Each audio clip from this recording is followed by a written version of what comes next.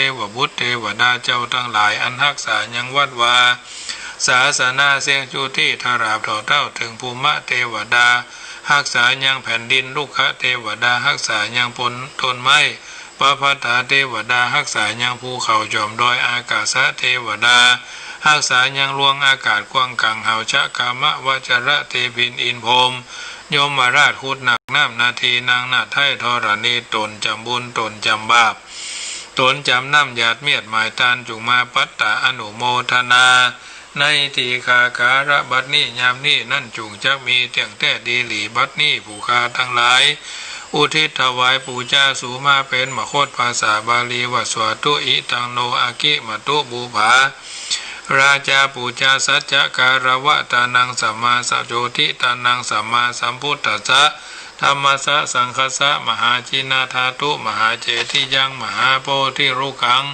สกจังเตมะปูเจมะตุติยัมปิตติยัมปิอิตังโนอากิมตุบูภาราชาปูจาสัจจการวะตานังโจติทานังสัมมาสัมพุทธัสสะธรรมสะสังคัสสะมหาจินาธาตุมหาเจติยังมหาโพธิรุขังสกจังเตมะปูเจมะอาจโยมังพันเตอโจโยโนพันเตอจักขมายะถาภเรยะถามูระเหยะถาอากุสเลเยมะยังพุทธธรรมะสังฆะกัมมะฐานังกัมมะฐานาตายกาจริยะสังฆเตสุปัญจรัตเนสุอธิเทวาปัจจุปันเนวาอวิวายะทิวาระหูวากาเยนะวาวาจายะวามะนาสาวาพระมตังวาการะวังวากาสิมาทิสวายะถาธรรมังปฏิกโรมาเถสังโนปันเถพุทธาติรัตนะปัญจขังอนุกัมปังอุปาทายะอาจยังอาจยะโตปฏิกันหันตุขมันตุอายติงสังวริสามะนาภูเนวังปฏิคาริสามะนิจังวัฏฏนิพพานังสุขังวัฏฏนิพพานังสารังวัฏฏนิพพานังนิพพานังปะละมังสุขังกราบกราบกราบกราบต่อไปก็เป็นการน้อมนมัสการพระรัตนพระพุทธเจ้าว่านะโมตัสสะภะคะวะโตอะระหะโตสัมมาสัมพุทธัสสะนะโมตัสสะภะคะวะโตอะระหะโตสัมมาสัมพุทธัสสะนะโมตัสสะภะคะวะโตอะระหะโตสัมมาสัมพุทธัสสะอันนี้คือการกล่าวนอบน้อมพระพุทธเจ้าที่เราจะได้ฟังน้ำฟังธรรมต่อไปก็อาราธนาธรรมเนอะพมมาจะโรกาธิปติสหัมปติขัดอัญชลีอันทิวรังอัญญาจทาสันติทัสตาปราชคาติกาเทเสตุธรรมังอนุกัมปิมังปัจจังเท้าสหัมบดีพรหมผู้เป็นอธิบดีแห่งโลกไทยธรรมอัญชลีคือการประนมมือทูลอาราธนาพระพุทธเจ้าผู้พาเสริฐผู้เทียบเทียมว่าได้ว่าสัตว์ทั้งหลายจำพวกมีทุลีในตาอันน้อยเป็นสภาพยังมีอยู่ในโลกนี้ดังนี้อาราธนาพระคุณท่านแสดงธรรมอนุเคราะห์แก่หมู่ชนนี้เตอวันนี้จะได้น้อมนำเอาพระธรรมเทศนาเรื่องพรหมปัญหาหรือพรหมปัญหาเนาะพรหมณปัญหาเทศนาคือญาติโยมฟังเป็นลำดับแล้วก็จะได้สรุปธรรมเพื่อฟังตั้งอกตั้งใจฟังพระธรรมเทศนาแบบทำนองพื้นบ้านเนอะญาติโยมนะโมตัสสะภะคะวะโตอะระหะโตสัมมาสัมพุทธัสสะโยตานังตัตวาสีลัสสติอิทังธรรมเตสะนังสัทธาเจตวันเนวิหารันโตเอกังพระมะนังอาราภากเทสิทิสัทธาสัพพัญโยพระพุทธเจ้าตนเป็นคู่เก้าแก่คนและเทวดาทั้งหลายก็มาสั่งสอนยังคนและเทวดาทั้งหลายใจจึงได้ชื่อว่าศรัทธา วิหารันโตอันทรมานอยู่สำราญในป่าเจตวันนะอารามอันเป็นอารามแห่งนายอนาถบิณฑิกสะมหาเศรษฐีอันมีอยู่ที่บ่อไกลเวียงสาวัตถีราชธานีมีพระมารว่าได้500 เจนขาธนูก็มีแลศรัทธาสัพพัญญูพระพุทธเจ้าก็ฮือเป็นไปยังพรหมพรหมวิหารังทั้ง4 ประการมีทิพวิหารเป็นต้นฮือเป็นไปในป่าเจตวันนะอารามที่หันแลก็ปวัติเทศนาโดยกาถาบทตนว่าโยตนังทัตวาทีรัสสติดังนี้ดังได้หูมานี้และนายังมีพราหมณ์ผู้หนึ่งมีลูกชายผู้หนึ่งเป็นที่หักเสมอดังดวงตาข้ามขวาแห่งพราหมณ์ผู้นั้นก็มีแลส่วนว่าเด็กน้อยผู้นั้นก็มาบังเกิดยังพญาธิโลกาให้นักก็กะตามกาละอันตายไปก็มีแลในกาละนั้นพราหมณ์ผู้เป็นพ่อนั้นก็มีความเศร้าโศกทุกข์มากนักก็บอกกินบ่เป็นมันก็บอกกินเข้ากินน้ำเหตุว่าอาสะไลยังลูกแห่งตนนั่นแลพราหมณ์ผู้นั้นก็มากะตำเลิกซากส่งสาการเผาผีจีกระดูกแห่งลูกตนแล้วในวันลูนนั่นพราหมณ์ก็ได้ไปดับเฝ้าลูกแห่งตนก็มาแปลงยังมนดบไว้เหนือต้าน้ำนั่นก็มาแปลงจองหลังหนึ่งปูศาสตร์อาสนาไว้ในมนดบหลังนั่นก็มาประดับประดาผ้ากั้งและผ้าพิดานไว้ปลายบนมนดบหลังนั่นมันก็มาแต่งขันหมากน้ำตนไว้ในมนดบนั่นแล้วก็ข้าใจผู้หนึ่งเอาเขาแรงงายไปส่งลูกยายแห่งมันกินในป่าช้าที่นั่นแหละนาเมื่อนั้นข้าใจก็กะทำตามคำสั่งแห่งพราหมณ์ผู้เป็นเจ้านายแห่งตนทุกวันดังอ่านวันหนึ่งนาฝนก็ตกลงมาน้ำก็นองไหลหลังถังมากนักข้าใจผู้นั้นก็นำเอาเขางายไปส่งแก่ลูกพราหมณ์ผู้นั้นมันก็เดินไปถึงฝั่งแม่น้ำที่หันแล้วก็บ่อาจจะข้ามไปสู่ป่าช้านั้นใดมันก็ยืนยั้งอยู่ฝั่งแม่น้ำที่หันแลในขณะนั้นข้าใจผู้นั้นก็ยืนอยู่มีภิกขุตนหนึ่งก็เดินไปเพื่อเขาเอาบิณฑบาตก็เดินไปถึงที่หันส่วนจาข้าใจผู้นั้นมันก็คะนิ่งใจกึดว่าเข้าง่ายอันกูจักเอาไปส่งลูกพราหมณ์ผู้นี้กูจักเอาใส่บาตรเจ้าภิกขุตนนี้เสียแล้วกูจักหยาดน้ำอุทิศส่วนบุญไปไปรอดไปถึงแก่ลูกท่านพราหมณ์ผู้อันตายไปนั่นเติกอันมันคะนิ่งสันนี่แล้วก็เอาเข้าใส่บาตรเจ้าภิกขุตนนั้นแล้วก็มาหยาดน้ำอุทิศส่วนบุญไปแก่ลูกพราหมณ์ผู้นั้นแล้วก็กลับคืนไปสู่เฮือนแห่งตนก็มีแลรัตติญากลางคืนนั้นจักไก่ลุ่งแจงเด็กน้อยผู้ตายไปนั่นมันก็มาสำแดงพ่อหู้เหตุนิมิตฝันว่าลูลาพ่อเป็นเจ้าแต่เมื่อก่อนพ่อก็ยังหักคามากนักหนาแต่กาละอันคาก็ได้ตายไปได้12 ปีพ่อก็บ่คาได้กินข้าวน้ำสักวันตั้งแต่คาตายไปจากคนสู่เมืองผีก็มากินข้าวก็บ่ได้ก็จึงได้มากินข้าวเสียวันวานนี่นาพ่อว่าอ่านมันก็สำแดงแก่พ่อฟันหันจุปาการก็มีแลกันคืนนั้นแล้วลุงแจงมาถึงพระมก็ห้องหายังจะคาใจผู้นั่นถามว่ากูมึงแต่งเข้าไงแรงเจ้าไปส่งแก่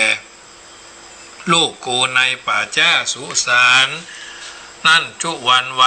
ลูกกูมีกะมึงป้อยเอาเขาไปส่งจาหรือจะชายผู้นั่นก็กล่าวว่าข้าแด่เจ้า นายผู้เนื้อหัวข้าก็เอาไปส่งคือวันบ่ขาดสักวันนั้นพระมารว่าได้12 ปีนี่แล้วแต่วันนี้วันวามาฝนก็ตกน้ำก็ไหลหลั่งทางนองมามากนักข้าบ่อาจจะข้ามไปใดที่นั่นข้าก็หันเจ้าภิกขุ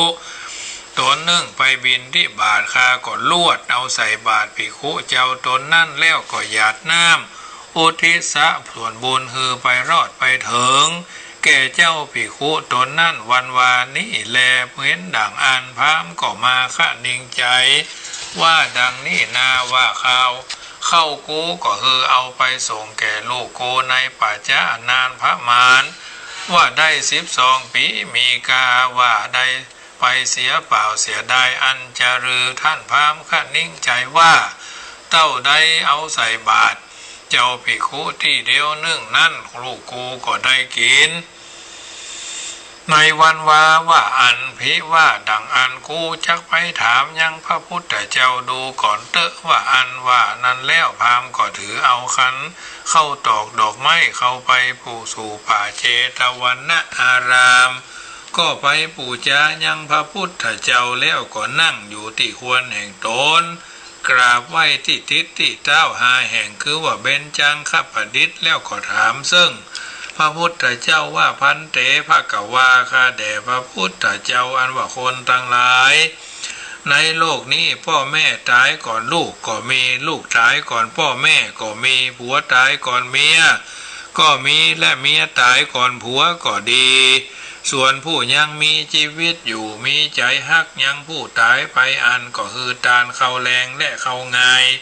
ไปส่งให้เจ้าภิกขุในกิไปกินในป่าจ้าว่าอันเสมอดังอัน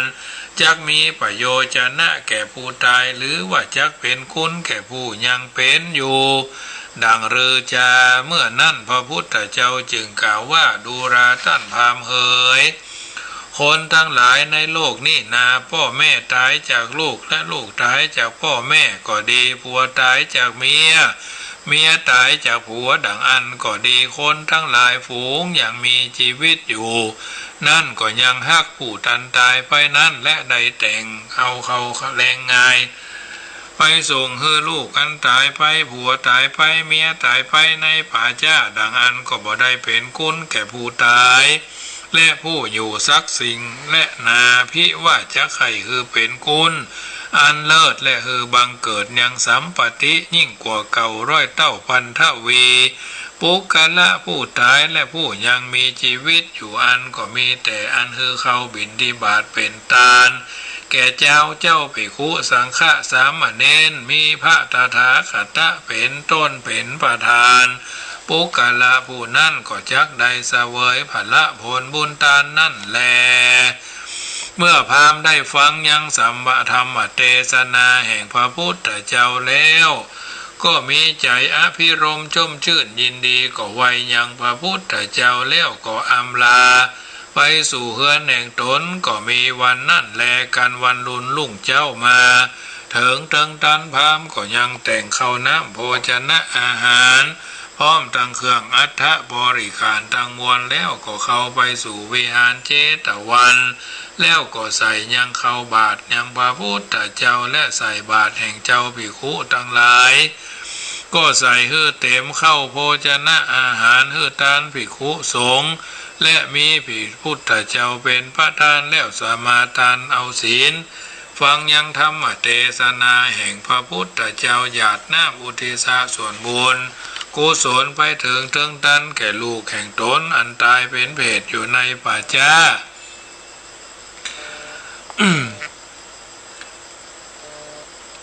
ด้วยเตจาอนุภาวะแห่งบุญตานั่นพามาผู้ตายไปเป็นเพศก็ได้พ้นจากเขตเป็นเพศเอาตนเอาเพศไปเกิดเป็นเทวบุตรเทวดาอยู่ในวิมานคำสูงได้12 โยชนะเต็มไปโดยสัมปติทิพย์ทั้งหลายมีนางเทวดาได้ปันนึ่งเป็นบริวารอยู่ในจันฟ้าตาวทิงสาสวรรค์ข้าเทวโลกก็มีวันนั่นแลโสเทวพุทโธส่วนวันว่าเทวบุตรตนนั่นก็มาหันยังสัมปติแห่งตน คะนิ่งใจว่าสมบัติอันนี้กูหากได้มาโดยภาระบุญอันใดจาก็หู้โดยผลแห่งตนว่าป่อกูคือตานเขาพัฒหาร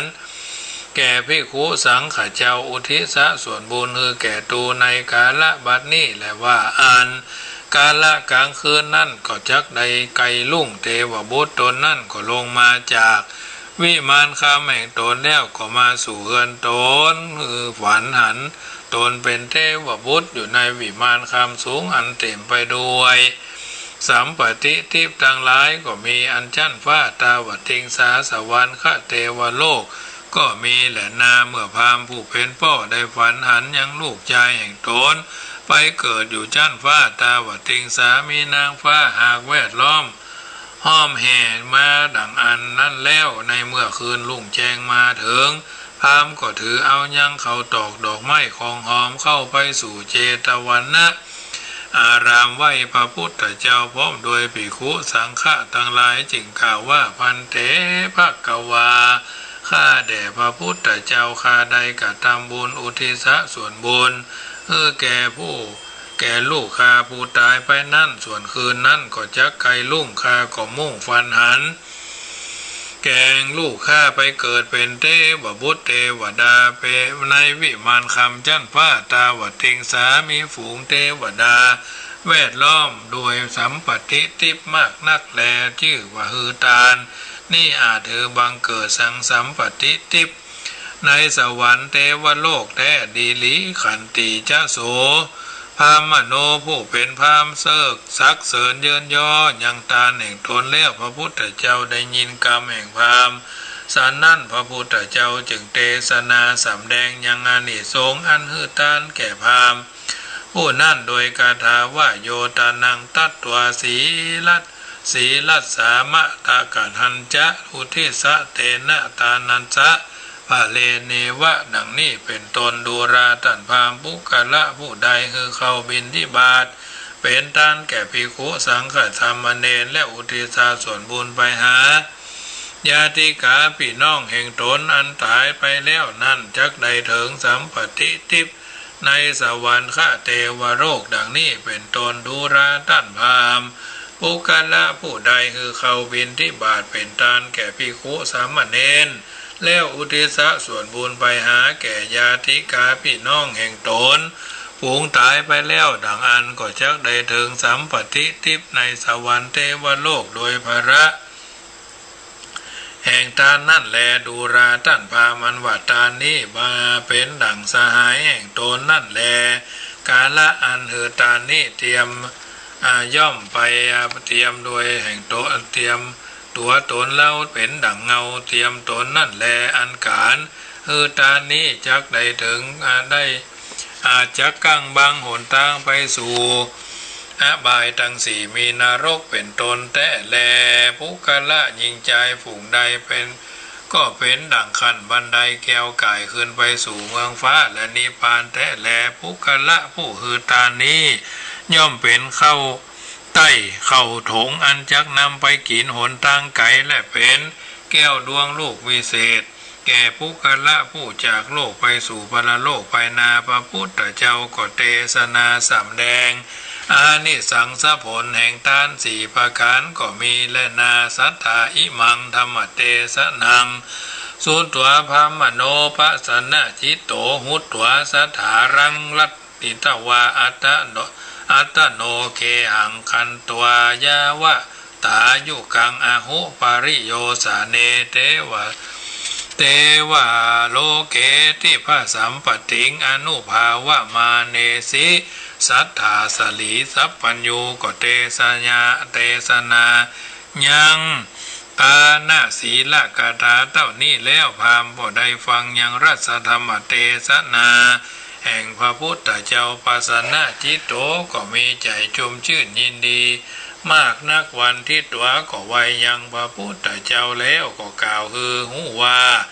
ตนเป็นอุปาสกะแห่งพระพุทธศาสนาแล้วก็อำลาไปสู่เฮือนแห่งตนก็มีแลตะโตปัฏฐายะแรกแต่นั่นไปนาพรำก็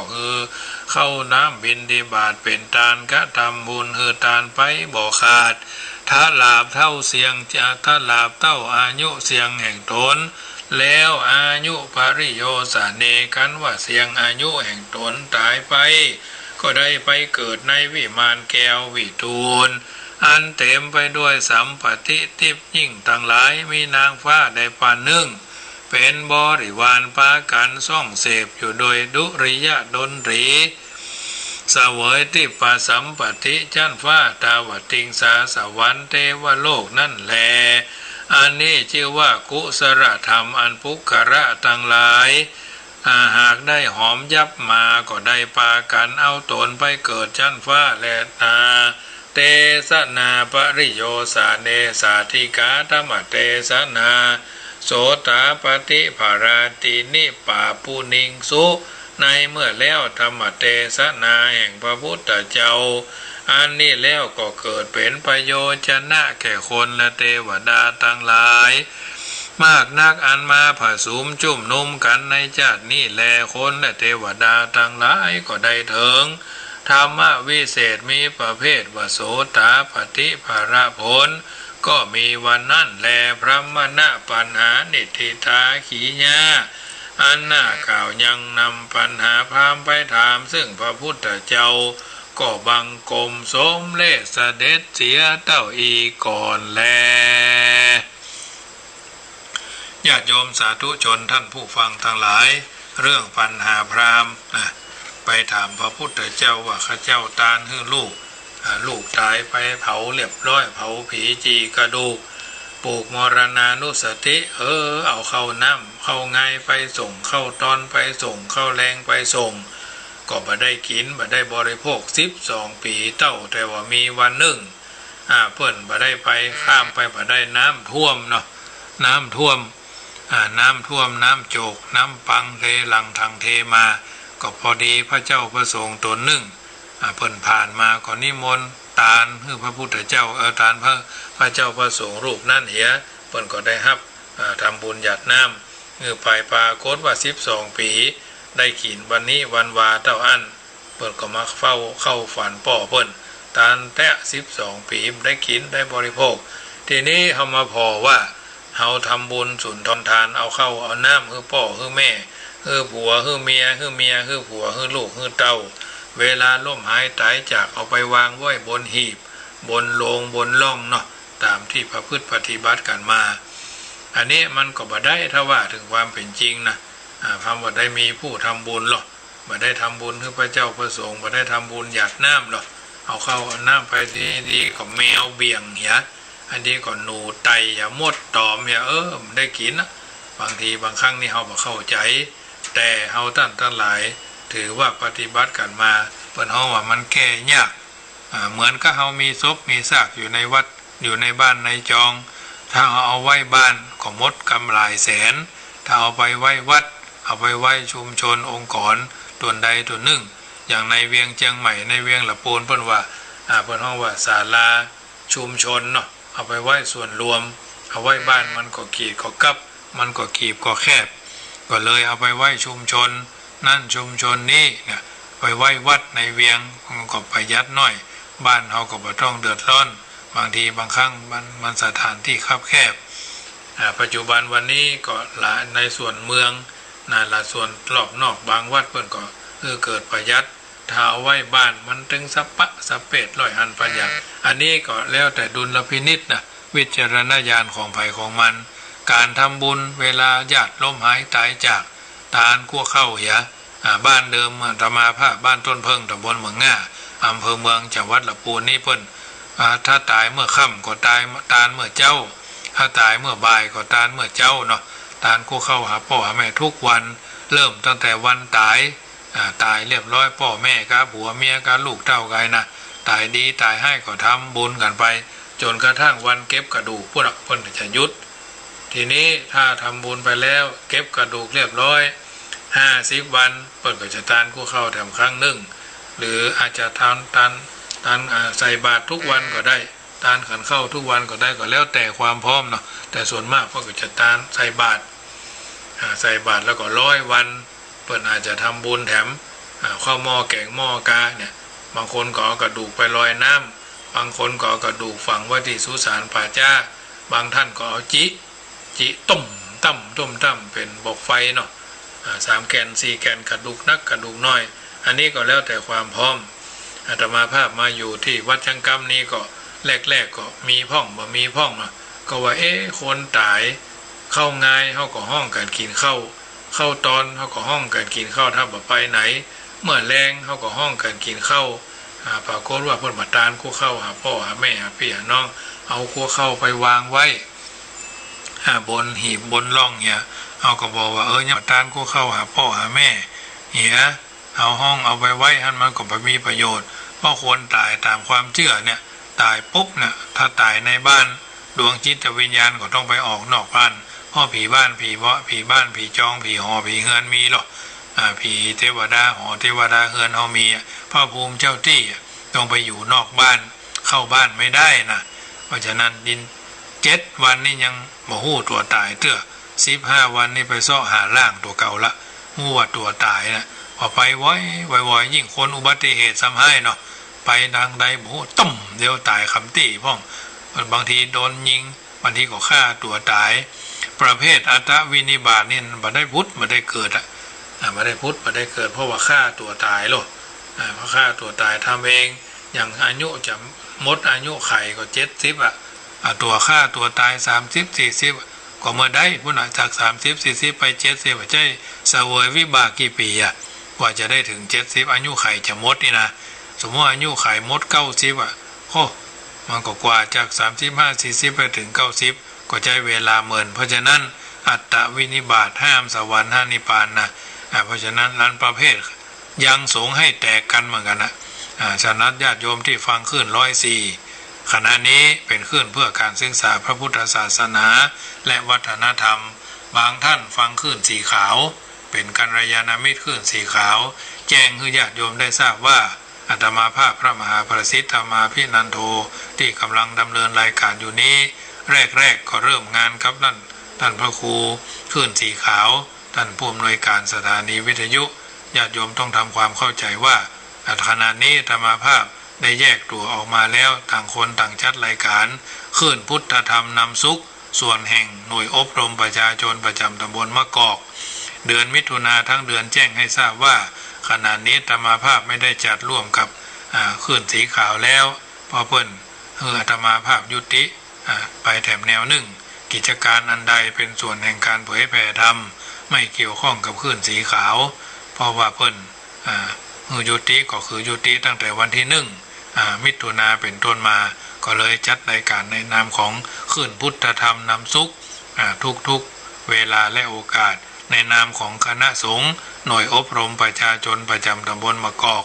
การโฆษณาประชาสัมพันธ์ใดๆในนามของขึ้นพุทธธรรมนำสุขของหน่วยอบรมประชาชนประจำตำบลมะกอกเพื่อส่วนรวมว่าจะเป็นกองทุนนิธิน้องวัวน้องควายกองทุนนิธิน้ำไฟกองทุนนิธิเพื่อการภัตตาหารเจ้าภัตตาหารเพลของวัดจังกำก็คือของวัดจังกำในนามของหน่วยเพราะเป็นประธานหน่วยอบรมประชาชนประจำตำบลมะกอกอย่างที่เขามี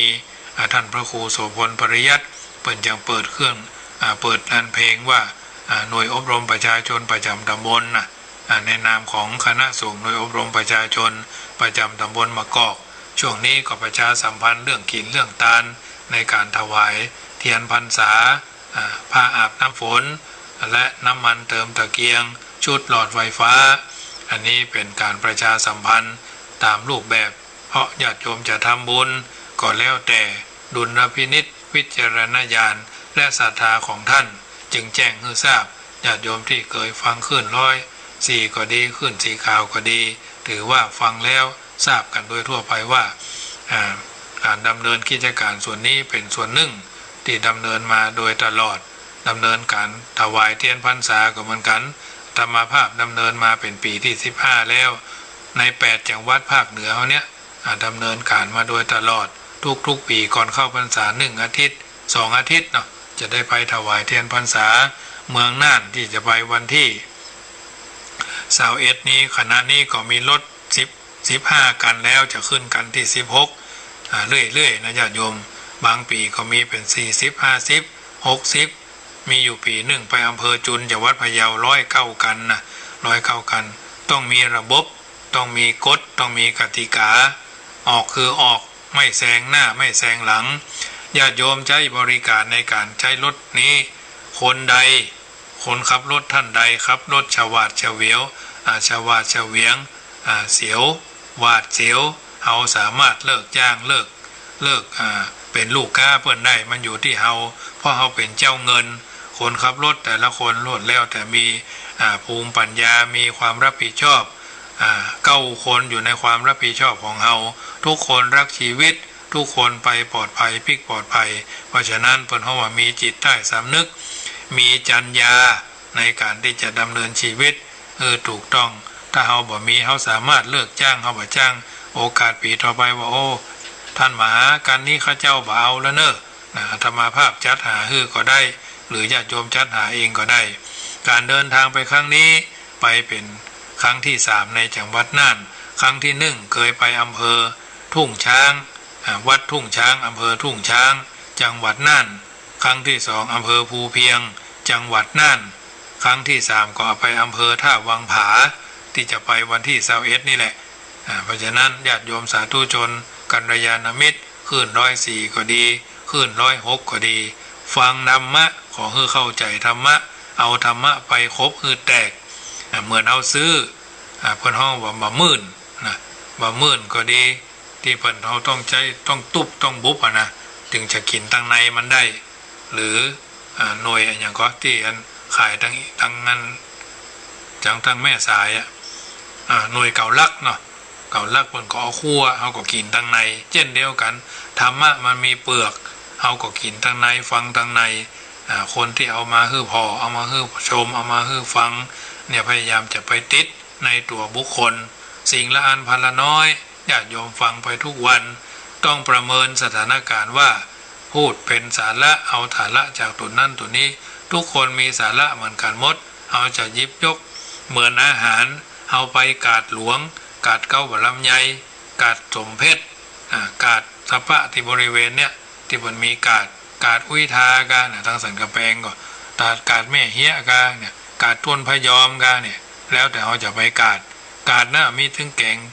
สำเร็จมีถึงของดิบเอาไปเอาปรุงเองหรือมีอาหารจานด่วนเขาก็เลือกได้อาหารบางอย่างก็ถูกใจบ่ถูกปากบางอย่างก็ถูกปากบ่ถูกใจก็พยายามเน้นของที่สะอาดไม่ต้องเอาร้านที่อร่อยเป็นอันตรายนะตลอก็อันตรายเหมือนกันเพราะฉะนั้นเอาอาหารที่มันถูกปากถูกต้องนะสะอาดเพราะฉะนั้นจึงจะเป็นประโยชน์แก่ตัวตนเฮาท่านทั้งหลายบ่ต้องไปติดตรงนั้นตรงนี้นับถือพระพุทธอย่าไปสะดุดทองคำนับถือพระธรรมอย่าไปถูกใบลานนับถือพระสงฆ์อย่าไปหลงลูกชาวบ้านพระพุทธเจ้าเองก็ยังบอกว่าตถาคตเป็นแต่เพียงผู้บอกมิใช่เป็นครูนะเป็นแต่เพียงผู้บอกเป็นแต่เสนอตัวยาให้โยมเอาไปดื่มเอาไปรับประทานเอาไปแก้โรคบางสิ่งบางประการโรคก็ฮือตาลโรคโกรธก็ฮือศีลโรคหลงไหลก็ฮือสมาธินะศีลสมาธิปัญญาเป็นยาขนานเอกของแต่ละคนที่จะต้องเอาไปไตรตรองให้ควรพินิจพิจารณาเพราะฉะนั้นจึงแจ้งผ่านขึ้น104ว่าอาตมาภาพพระมหาประสิทธิ์ธรรมาภินันโทได้จัดรายการร่วมกับขึ้นสีข่าวแล้วตั้งแต่วันที่1เป็นต้นไป1มิถุนาเป็นต้นมาถึงจัดรายการส่วนขึ้น96ก็วันศุกร์ตอนเจ้าเนาะ8:05 ถึง 9:00อันนั้นก็เป็นขึ้นที่ได้รับเมตตาจากพระครูบายังกวงมูลนิธิวัดพระครูบายังกวงวัดยังกวงเนาะเพิ่นถวายเวลาให้ทุกเจ้าของวันศุกร์8:05 หลังจากเคารพธงชาติแล้วนะขึ้น104นี่ก็มีเจ้าวันศุกร์เจ้าวันจันทร์ที่5 ถึง 6:00วันอังคารนี้ก็ทุ่มเช้าถึง4 ทุ่มนอกนั้นก็มีทุกวันทุ่มเช้าถึง2 ทุ่มโดยประมาณรายการนี้ถือว่าเป็นส่วนหนึ่งพยายามจะก้อนไกลเอาสาระที่มันเป็นประโยชน์เกิดมงคลแก่ตัวแก่ตนอย่าโยมก็ฟังไปพิจารณาไปอันใดดีก็เก็บเข้ามาใส่ใจอันใดบ่ดีก็ปล่อยให้มันลอยไปตามลมเหมือนเพลงเพิ่นบอกว่า ปล่อยไปตามลมจะพักพาน่ะมันไปทางใดก็ไปทางนั้นอย่าไปเป็นลมเพลมพัดนะลมใส่ใจสนใจจึงจะเกิดประโยชน์นิสัมมะกรณังไสยโยใคร่ควรจึงทำจึงพูดจึงคิดจะทำให้วิถีชีวิตเอารุ่งเรืองรุ่งโรจน์เพราะนั้นน้ำทำคำสอนจากรายการทุกๆรายการญาติโยมสาธุชนท่านผู้ฟังทั้งหลายได้ยินได้ฟังแล้วก็นำไปเป็นข้อเตือนจิตสกิจใจจะได้กระทำบำเพ็ญสิ่งที่ดีที่งามเกิดประโยชน์โสติผลแก่ตัวแก่ตนเอาเป็นลำดับสำหรับค่ำคืนนี้ก็พยายามจะสาธกยกเอาธรรมะเป็นสาระให้ญาติโยมสาธุชนนำไปคิดพิจารณาเข้าใจในอัตในธรรมจะได้เป็นประโยชน์ในการดำเนินชีวิตเป็นช่องทางในการที่จะเป็นประทีปนำให้เราท่านทั้งหลายได้คิดได้พิจารณาเป็นลำดับไปเพราะนั้นค่ำคืนวันนี้ก็ถือว่าเป็นค่ำคืนวันอังคารบางทีบางที่บางแห่งก็มีฟ้ามีฝนเนาะทางวัดจังกรรมนี่ก็มืดมาก็หายมืดมาก็หายก็ถือว่าผ่านมาก็ผ่านไปเนาะลมวาสนาเพราะฉะนั้นญาติโยมสาธุชนโบราณบัณฑิตเพิ่นบอกว่าแข่งเรือแข่งพายแข่งกันได้แข่งบุญแข่งวาสนาแข่งกันไม่ได้คำสอนนี้เมื่อมองในมุมปกติก็เป็นการสอนเจียมตัวพอดูตัวเองว่าเป็นอย่างใดถ้าทะเยอทะยานไปแข่งกับคนอื่นที่เขาเก่งกว่าเมื่อหู้จักตัวเองดีจะได้บ่เห่อเหิมบาดเจ็บตัวและก็บาดเจ็บใจเมื่อสู้คนอื่นเขาบ่ได้เมื่อเขาพอแหมมุมหนึ่งเต้ากับสอนมีความกระตือรือร้นบ่งอมืองอเท้าเท่ายอมเขาร่ำไปต้องทำตัวมีบุญมีวาสนาอันจะยกระดับตัวเองทัดเทียมคนอื่นหรือเหนือกว่าคนอื่นได้เพราะมีบุญวาสนาดีกว่าสูงกว่าคนอื่นบุญเป็นความดีเมื่อทำบ่อยเข้าก็สั่งสมเข้าไว้มากเข้าก็จะมีกำลังมีอานุภาพกลายเป็นวาสนาเป็นบารมีซึ่งเรียกโดยทั่วไปว่าวาสนาบารมีการทำบุญมีมากวิธีโดยกันทำได้หลายต่างอย่างที่หู้กันโดยทั่วไปเช่นมีน้ำใจช่วยเหลือเกื้อกูลคนอื่นซึ่งเขาเรียกว่าทานลืมเบียดเบียนคนอื่นเดือดเนื้อห้อนใจด้วยกายด้วยวาจาประพฤติสงบสงเงียมเรียบร้อยเป็นปกติชนเหมือนคนทั่วไปเรียกว่ารักษาศีลหรือสำรวมจิตสงบนิ่งบังคับควบคุมได้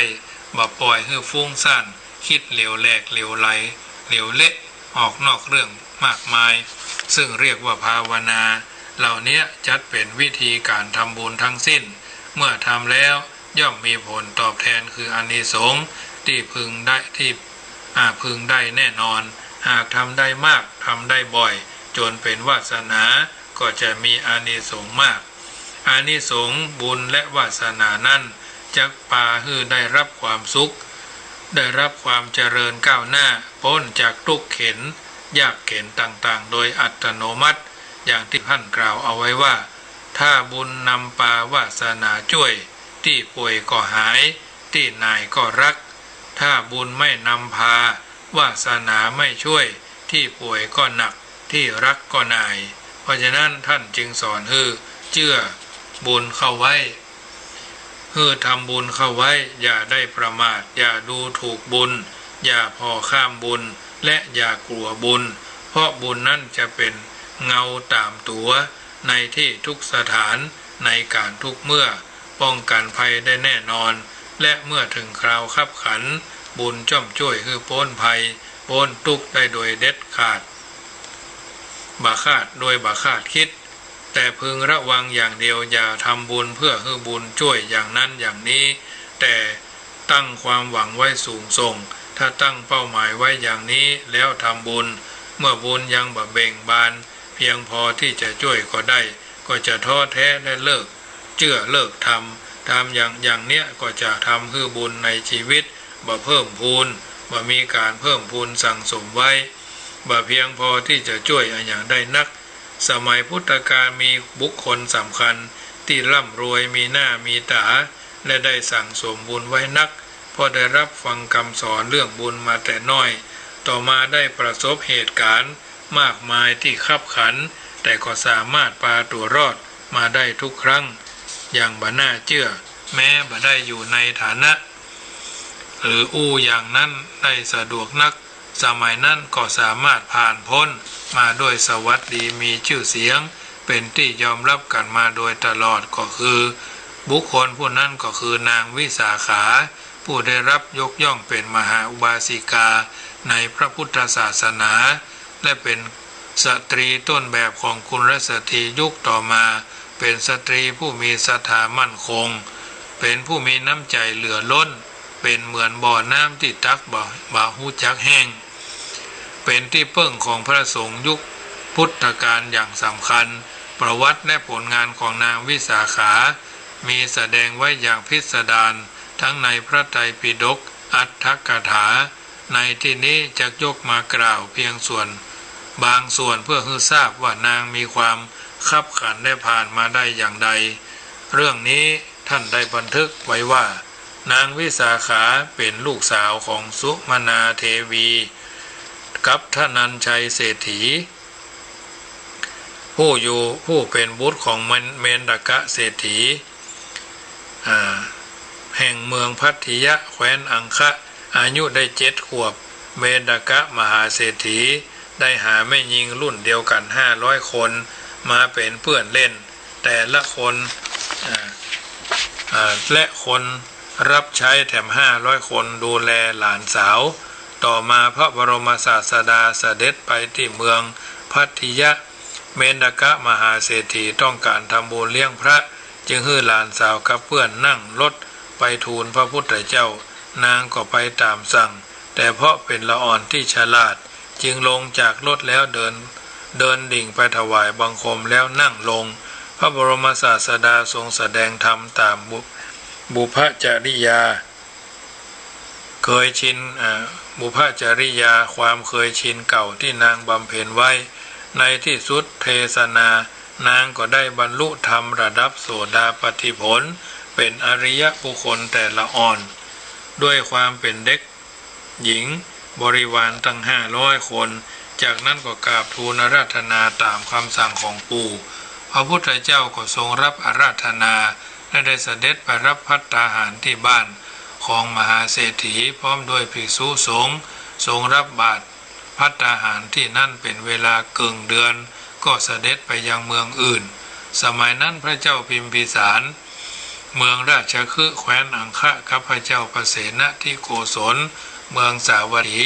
แคว้นโกศลทรงสนิทสนมกันเพราะต่างเป็นพระพัสดาคือสามีของพระคินีน้องสาวของกันและกันพระเจ้าประเสนที่โกศลทรงต้องการผู้มีบุญมาอยู่ในเมืองสาวัตถีทรงหันว่าที่แคว้นอังคะมีเศรษฐีผู้มีบุญถึง5 คนจึงเสด็จไปยังเมืองราชคฤห์ทูลขอเศรษฐีผู้มีบุญต่อพระเจ้าพิมพิสารพระเจ้าพิมพิสารตรัสเรียกตรัสว่าพระองค์บ่อาจจะย้ายเศรษฐีตระกูลใหญ่ๆได้แต่ตระกูลเมนดกะมหาเศรษฐีมีบุตรชายอยู่คนหนึ่งชื่อธนัญชัยเศรษฐีหากบิดาอนุญาตก็จะพระราชทานให้ไปพระเจ้าประเสนที่โกศลทรงยอมรับเมื่อเมนดกะมหาเศรษฐีอนุญาตก็จึงได้ปาธนัญชัยเศรษฐีพร้อมทั้งครอบครัวและพวกพ้องเป็นจำนวนมากเสด็จกลับเมืองสาวัตถีเมื่อใกล้ถึงเมืองสาวัตถีมีทำเลเหมาะอยู่ที่หนึ่งธนัญชัยเศรษฐีจึงทูลขออนุญาตอยู่ที่บริเวณนั้นเพราะเมื่อเข้าไปอยู่ที่เมืองจะทำให้เกิดความคับแคบขึ้นพระเจ้าประเสนที่โกศลทรงเห็นชอบโดยจึงสร้างเมืองใหม่ให้ธนัญชัยเศรษฐีและพวกพ้องอยู่ณที่นี้และพระราชทานนามเมืองใหม่นั้นว่าเมืองสาเกตในเมืองสาวัตถีนั้นมีเศรษฐีระดับกลางอยู่คือมิคาระเศรษฐีเขามีบุตรคนหนึ่งชื่อปุณณวัฒนะเมื่อบุตรชายจะเริญวัยสมควรมีครอบครัวแล้วจึงถามบุตรชายว่าต้องการแต่งงานกับหญิงใด บุตรชายบอกว่ายังบ่ต้องการแต่งงานเมื่อบิดารบเร้ามากเขาจึงบอกว่าจะแต่งงานกับหญิงเบญจกัลยาณีเต้าอั้นหากว่ามีแม่หญิงเช่นนี้ก็จะมาแต่งงานอันว่าหญิงเบญจกัลยาณีนั้นได้แก่หญิงที่มีความงาม5อย่างคือผมงามเนื้องามกระดูกงามผิวงามวัยงามนะผมงามเนื้องามกระดูกงามผิวงามวัยงามหญิงที่เป็นเบญจกัลยาณีมีความงามที่สมบูรณ์ครบถ้วนเช่นนี้ถือว่าเป็นคนมีบุญมากมิคระเศรษฐีจึงเชิญพราหมณ์108 คนมาเลี้ยงแล้วขอร้องให้ช่วยไปหาหญิงเบญจกัลยาณีแต่งกับบุตรของตนพราหมณ์เหล่านั้นจึงแยกย้ายกันไปแสวงหาทุกหนทุกแห่งในเมืองสาวัตถีก็บ่มีจึงออกไปแสวงหานอกเมืองพราหมณ์พวกหนึ่งไปถึงเมืองสาเกตตอนนั้นที่เมืองสาเกตมีงานนักขัตฤกษ์ประจำปีในงานนั้นตระกูลทั้งหลายอยากออกจากบ้านเดินเท้าเปล่าไปยังแม่น้ำทำพิธีหมู่หนุ่มๆก็พากันไปด้วยตั้งใจว่าจะหาหญิงที่ตนชอบแล้วคล้องพวงมาลัยเลือกเป็นคู่ครองหมู่พราหมณ์ที่มาจากเมืองสาวัตถีได้นั่งพักที่ศาลาริมน้ำดูผู้คนมาทำพิธีกันวันนั้นแม่นางวิสาขาซึ่งอายุได้15-16 ปีกับบริวารก็ออกไปกับฝูงชนเมื่อใกล้ถึงแม่น้ำก็เกิดฝนตกขึ้นกระทันหันหญิงบริวารของนางต่างก็วิ่งหนีฝนเข้าไปในศาลาแต่นางวิสาขาเดินกรำฝนไปตามปกติมีผ้าเปียกโชกเข้าไปในศาลาหมู่พราหมณ์จึงได้หันลักษณะเป็นความงามของนาง4 อย่างแต่ยังบ่หันฟันซึ่งเป็นลักษณะกระดูกงามจึงทำอุบายเพื่อให้นางอู้โดยอู้ลอยๆขึ้นว่าช่างเฉยชาเสียจริงสามีของนางเห็นทีจะไม่ได้อะไรจากนางแม้ข้าวปลายเกลียนปลายเข้าขนาดน้อยคือเข้าเปลี่ยนเนาะนางวิสาขาทราบว่าหมู่พราหมณ์พูดกระทบตนจึงถามว่าพูดถึงภัยกันพราหมณ์จึงบอกว่าหมายถึงเธอนั่นแหละแล้วคือเหตุผลว่าที่ว่าเฉยชานั้นเพราะคนอื่นเขาวิ่งมาที่ศาลานางตอบนางกลับเดินจ้าๆเข้ามานางวิสาขาจึงตอบว่าเป็นแม่หญิงสาวสุภาพสตรีหรือเป็นสตรีเมื่อวิ่งย่อมงามแล้วอธิบายเสียงอันไพเราะว่าคน4 ประเภทเมื่อวิ่งย่อมไม่งาม1พระราชาทรงเครื่องซึ่งตะกุตตภัณฑ์เนาะซึ่ง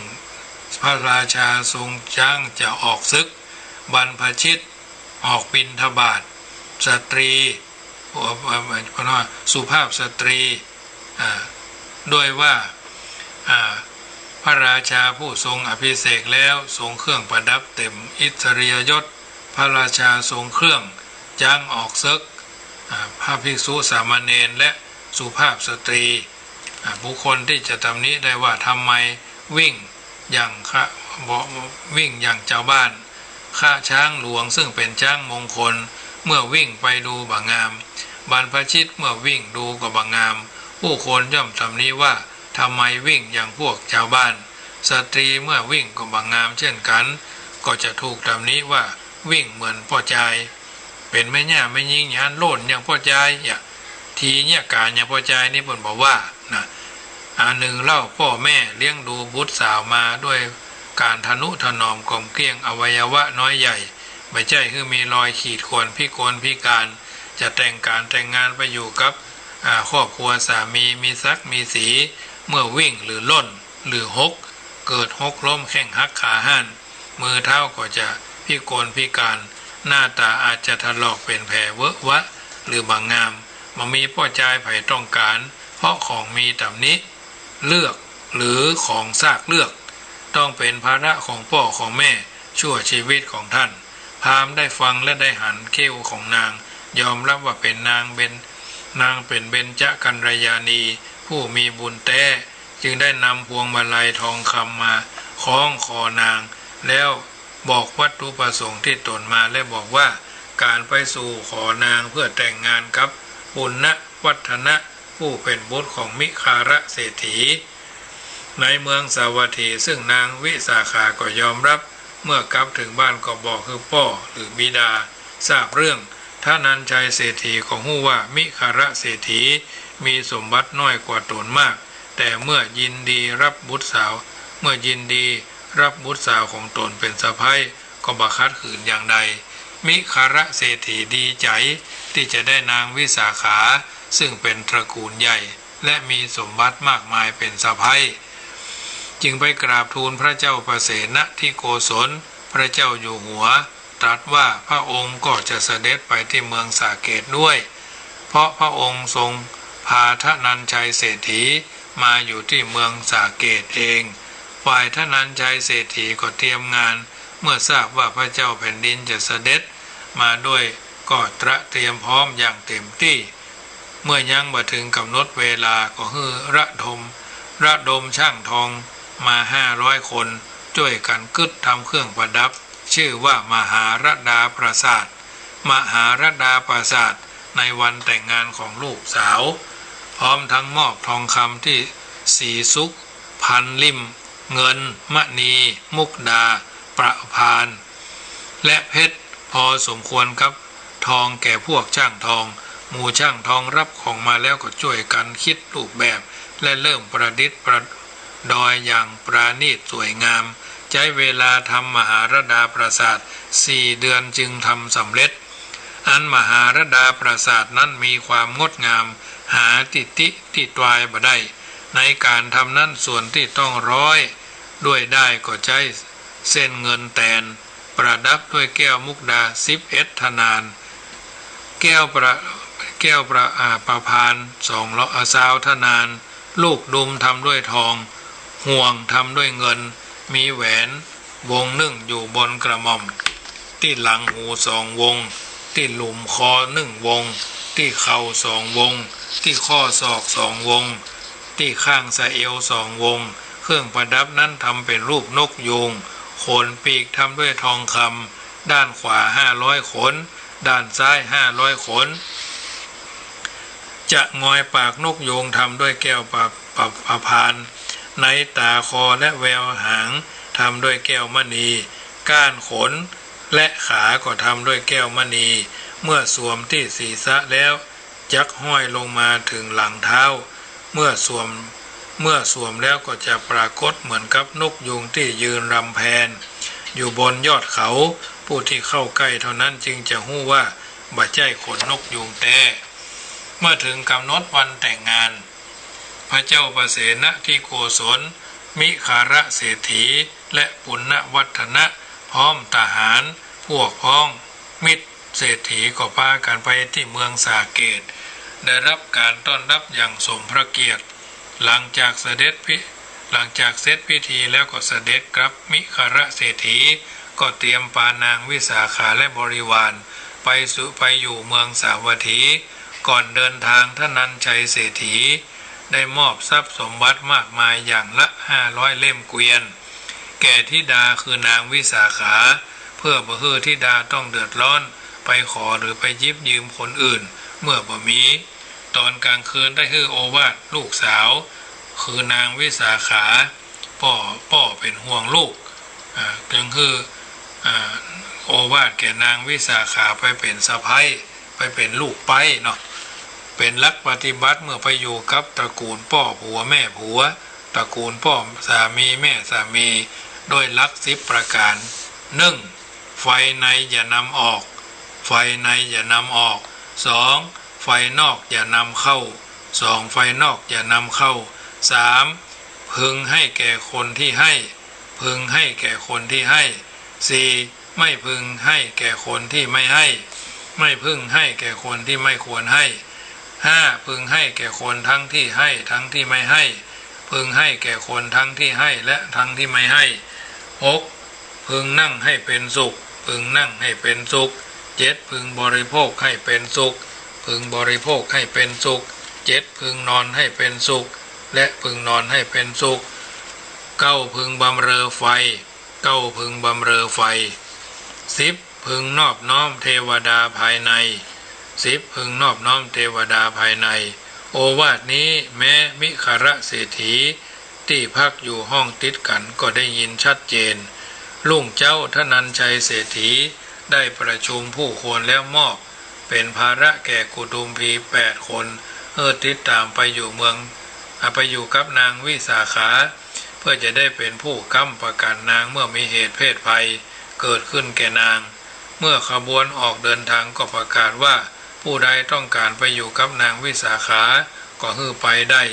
ปรากฏว่าผู้คนต่างก็แออัดยัดเยียดกันออกไปตามถนนเพื่อติดตามนางไปแต่มิคารเศรษฐีบอกว่าบ่อาจทับคนทั้งหมดได้จึงฮือคนของตนกันไว้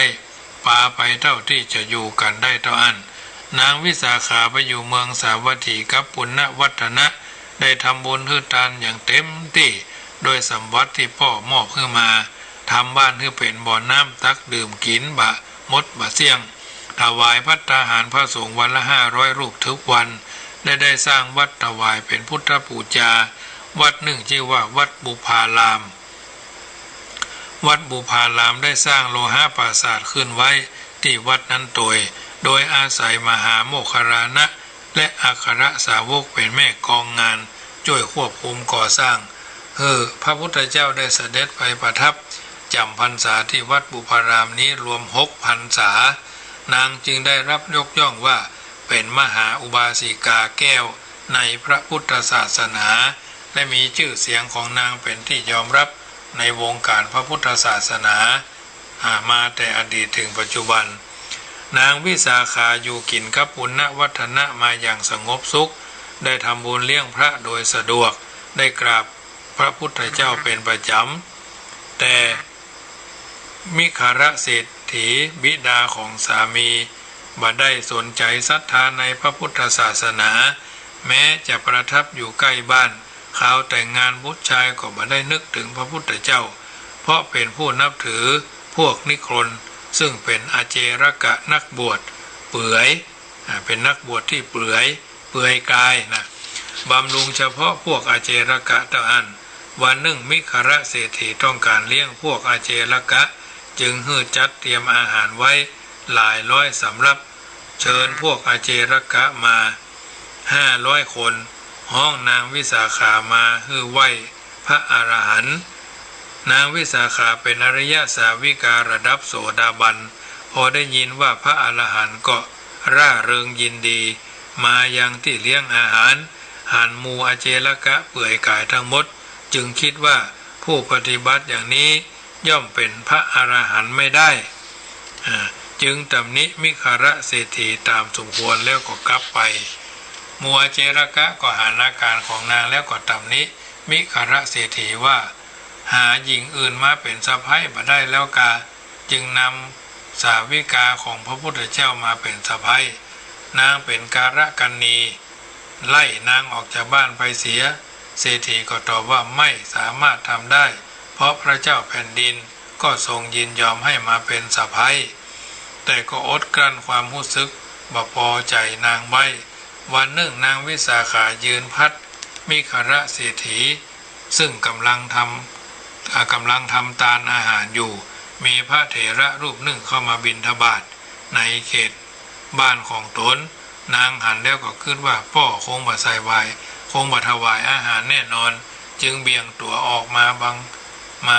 บ่ฮือเศรษฐีพอหันพระเถระแต่เศรษฐีก็พอหันแล้วแกล้งทำเป็นเหมือนบ่หันก้มหน้าทานอาหารต่อไปนางวิสาขาหันท่าทางของเศรษฐีเช่นนี้จึงทูลกับพระเถระว่าท่านเจ้าขาขอนิมนต์ไปข้างหน้าเถิดเจ้าค่ะพ่อผัวของดิฉันกำลังกินของเก่าอยู่ท่านเจ้าขาขอนิมนต์ไปข้างหน้าเถิดเจ้าค่ะพ่อผัวของดิฉันกำลังกินของเก่าอยู่เมื่อมิคารเศรษฐีพ่อผัวของนางได้ยินคำว่ากินของเก่าเศรษฐีก็วางมือคือคนมาเก็บสำรับความอดกั้นที่สุดสิ้นสุดลงห้องคนมาแล้วคือขับไล่นางออกจากบ้านไปเสียคนตึงมดในเฮือนล้วนเป็นคนของนางวิสาขา จึงมีไผกล้ามาทำไร่อันอย่างนางได้เตือนสถิเศรษฐีว่าตนถูกท่านเศรษฐีพามาเป็นสะใภ้อย่างมีเกียรติบ่ใจแม่ยิงมาฮับใจตนยังมีพ่อมีแม่มีชีวิตอยู่จึงบ่ควรจะออกจากบ้านนี้ไปเพียงแค่ถูกออกปากไล่ด้วยเหตุนี้พ่อแม่ของข้าเจ้าจึงมอบกุตุมพี8 คนมาอยู่เพื่อคอยป้องกันและคอยชำระเรื่องที่เกิดขึ้นขอท่านเศรษฐีได้เชิญกุตุมพีมาชำระความในเรื่องนี้ถ้าบ้านเฮาก็เอาทนายมาตัวเนาะมีคราเศรษฐีเริ่มได้สติจึงไปเชิญกุตุมพีมาชำระความ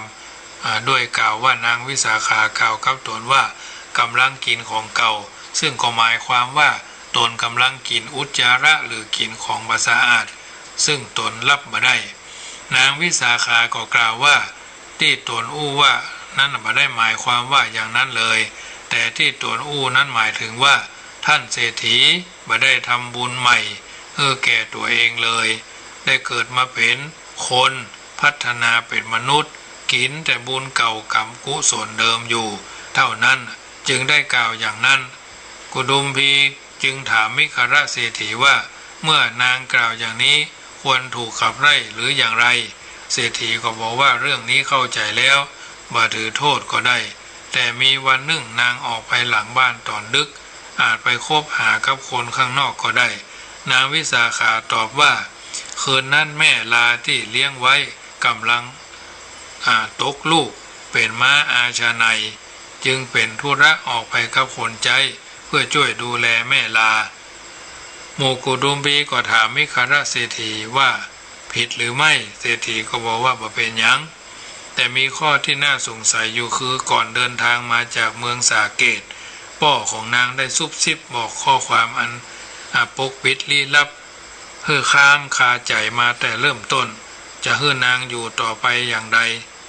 นางวิสาขาได้กล่าวว่าข้อที่พ่อของข้าเจ้านั่นถือว่าเป็นโอวาทนั่นสำหรับปฏิบัติตัวมา10 ประการด้วยกันซึ่งล้วนเป็นหลักปฏิบัติเมื่อมาอยู่ที่นี่ข้อความ10 ประการนั้นมีความว่าข้อที่1ไฟอย่านำออกหมายความว่าอย่านำเรื่องที่บ่ดีภายในบ้านหรือเรื่องที่บ่เหมาะสมของพ่อผัวแม่ผัวสามีของหรือของสามีออกไปคุยกับคนภายนอกเพราะเป็นร้อนเหมือนไฟ2ไฟนอกอย่านำเข้าก็หมายความว่าเรื่องที่บ่ดีเรื่องที่เสพเพเหระบ่เป็นประโยชนะนอกบ้านซึ่งเป็นเรื่องร้อนบ่ควรจะนำมาเล่าภายในบ้านบ่ควรจะใส่ใจฟังเพราะทำให้บ่สบายใจหรือวิตกกังวลต่างๆนานาอันนี้ไฟนอกอย่านำเข้า3ควรให้แก่คนที่ให้ก็หมายความว่าคนที่ยืมของไปใช้แล้วนำมาคืนอย่างเก่าบังงุบงิบปิดบังอำพรางเก็บไว้หรือเล่นเล่อลืมเอามาคืนเมื่อเขามายืมใหม่ควรให้เขาไป3อันนี้ควรให้แก่คนที่ให้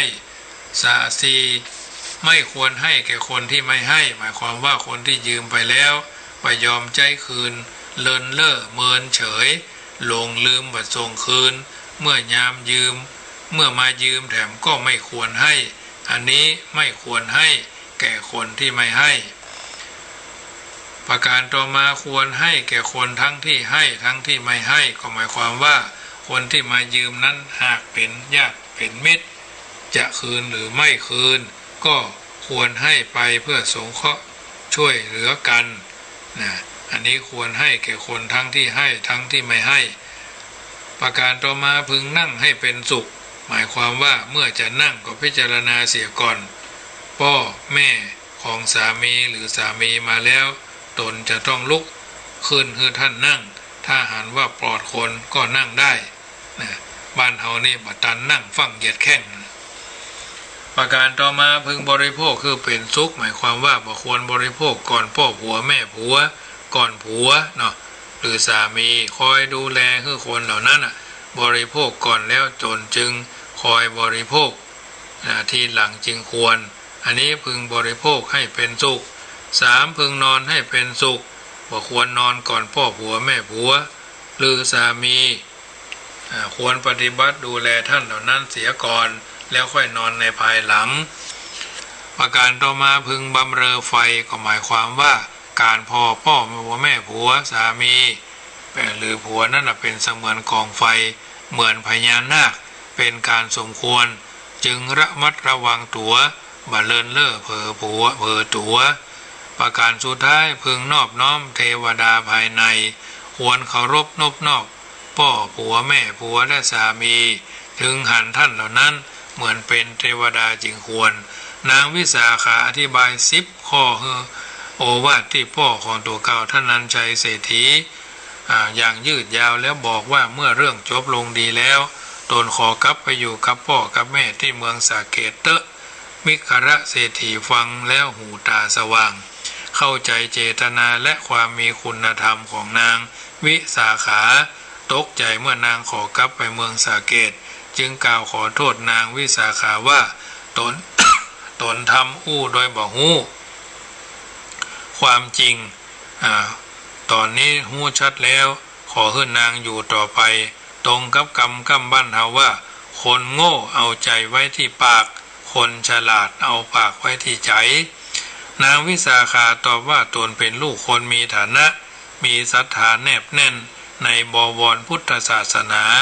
หากห่างเหินเว้นจากพระสงฆ์ห่างเว้นจากการทำบุญแล้วก็อยู่บ่ได้หากได้ทำบุญเป็นปกติจึงจะอยู่ได้มิคระเศรษฐีก็บอกว่าขอให้นางอยู่ต่อไปและให้ทำบุญในพุทธศาสนาได้ตามสะดวกตลอดไปนางวิสาขาก็ดีใจคนไปนิมนต์พระพุทธเจ้าเสด็จไปฉันที่บ้านของนางวันรุ่งขึ้นหมู่นิคนอเจรกะทราบว่ามิคระเศรษฐียินยอมสะใภ้นิมนต์พระพุทธเจ้าและพระสงฆ์เข้าไปฉันในบ้านรีบไปห้ามมิคระเศรษฐีเมื่อเศรษฐีตอบว่าบ่อาจห้ามได้จึงออกอุบายให้มิคระเศรษฐีพบพระพุทธเจ้าโดยกั้นม่านบังไว้ให้เศรษฐีอยู่แต่ในม่านเมื่อถึงเวลาพระพุทธเจ้าเสด็จไปพร้อมด้วยภิกษุสงฆ์เมื่อฉันเสร็จแล้วทรงแสดงพระธรรมเทศนาทรงทราบว่ามิคระเศรษฐีอยู่ในม่านมาได้ปรากฏกายหันก็ทรงแสดงธรรมไปตามปกติธรรมดาพระพุทธเจ้าเมื่อจะทรงแสดงธรรมอยู่คนที่อยู่ในม่านก็ต้องอยู่ข้างหน้าก็ตามอยู่ข้างหลังก็ตามอยู่เลยขอบจักรวาลก็ตามอยู่ในภพไหนก็ตามแต่ย่อมมีความรู้สึกว่าพระบรมศาสดาประทับทอดพระเนตรดูตัวเก่าคนเดียวทรงแสดงธรรมโปรดตนคนเดียวเหมือนกับดวงจันทร์วันเพ็ญเมื่อพ้นจากเมฆหมอกฟ้าแล้วย่อมปรากฏชัดเจนเจิดจรัสผู้คนย่อมรู้สึกว่าดวงจันทร์อยู่เหนือศีรษะของตัวเหมือนกระต่ายน้อยชมจันทร์เป็นต้นส่องสว่างเพื่อตนมิคระเศรษฐีนั่งฟังเทศอยู่ในม่านนั่นเองได้ยินพระธรรมเทศนาซึ่งพระพุทธเจ้าทรงแสดงยักย้ายถ่ายทอดเนื้อหาสาระหลายอัดหลายธรรมสำนวนโบหารไพเราะจับใจพิจารณาตามไปเรื่อยๆก็ได้บรรลุโสดาปัตติผลประกอบด้วยอเจรกศรัทธาเป็นผู้หมดสงสัยในพระรัตนตรัยยกข่ายม่านขึ้นเข้าประคองสะใภ้จูบที่ฐานของนางและประกาศว่าเธอจงเป็นแม่ของฉันตั้งแต่วันนี้เป็นต้นไปนับแต่นั้นมานางวิสาขาจึงมีชื่อที่คนเรียกกันจนติดปากว่ามิคระมาตุมิคระมาตุจากนั้นมิคระเศรษฐีได้มอบกราบพระพุทธเจ้านวดฟันพระบาทด้วยมือจูบพระบาทด้วยประกาศชื่อของตน3 ครั้งกราบทูลว่าข้าพระองค์ไม่ทราบเลยว่าทานที่ให้แล้วในพระศาสนานี้มีผลมากเพิ่งทราบตอนนี้เองเพราะอาศัยสะใภ้คนนี้วันต่อมาก็นิมนต์พระพุทธเจ้าและพระสงฆ์ไปฉันแถมพุทธเจ้าก็แสดงธรรมให้ฟังเช่นเคยต่อมาแม่สามีของนางวิสาขา ก็ได้บรรลุโสดาปัตติผลเป็นอันว่านับแต่นั้นมาเรือนหลังนั้นได้เปิดประตูรับพระพุทธศาสนาสมบูรณ์บริบูรณ์เตี่ยงแท้สำหรับนางวิสาขาได้ทำหน้าที่มหาอุบาสิกาอย่างเหนียวแน่นและเจริญด้วยบุตรหลานนางมีบุตร10 คนมีธิดา10 คนบุตรธิดาแต่ละคนก็มีบุตร10 คนและธิดา10 คนเช่นกันบรรดาหลานเหล่านั้นแต่ละคนก็มีบุตร10 คนธิดา10 คนรวมบุตรธิดาหลานและเหลนแล้วได้จำนวน 8,400 คน8,400 คนนางวิสาขาเป็นผู้มีอายุยืนยงคงเมินว่าได้120 ปี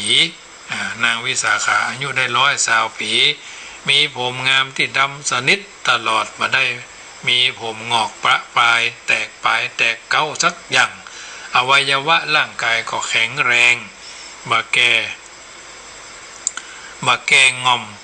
เป็นราวกับว่าอายุได้16 ปีตลอดชีวิตเดินไปไหนลูกหลานที่เป็นแม่ยิงที่บ่เคยหันย่อมพอบ่ออกว่าคนไหนนางวิสาขา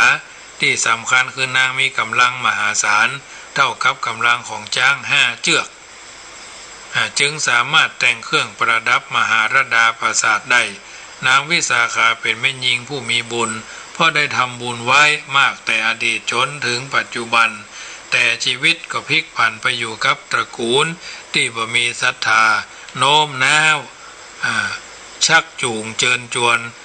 ครอบครัวพ่อผัวแม่ผัวและก็ผัวเนาะในพุทธศาสนานับถือพุทธศาสนาถูกรังเกียจถูกขับไล่ออกจากบ้านแต่ก็สามารถเอาตัวรอดและช่วยคนอื่นรอดได้เพราะเป็นบุญญาวาสนาช่วยโดยแท้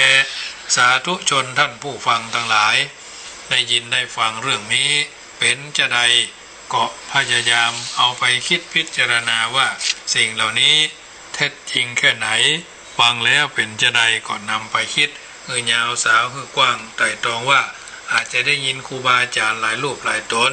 บัณฑิตนักปราชญ์หลายผู้หลายคนเปิ่นอธิบายแล้วก็คงจะเป็นนิทัศนอุทาหรณ์ค่ำคืนนี้อัตมภาพพระมหาประสิทธมาภินันโทวัดจังกำตำบลมะกอกอำเภอป่าซาง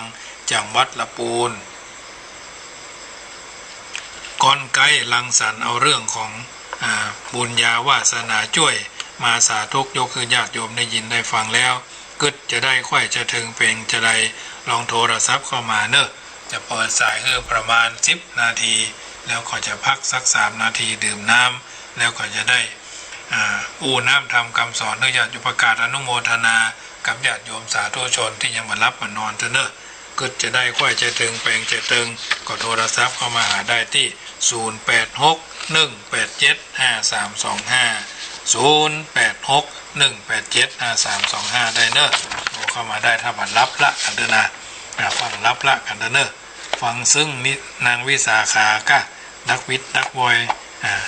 โทรเข้ามาเนอะ0861875325เบอร์นี้เป็นเบอร์เดิมที่พระเจ้าประสงค์อัตมาภาพได้ก้อนไกลคือญาติโยมได้โทรเข้ามา0861875325เจริญพรครับนมัสการเจ้า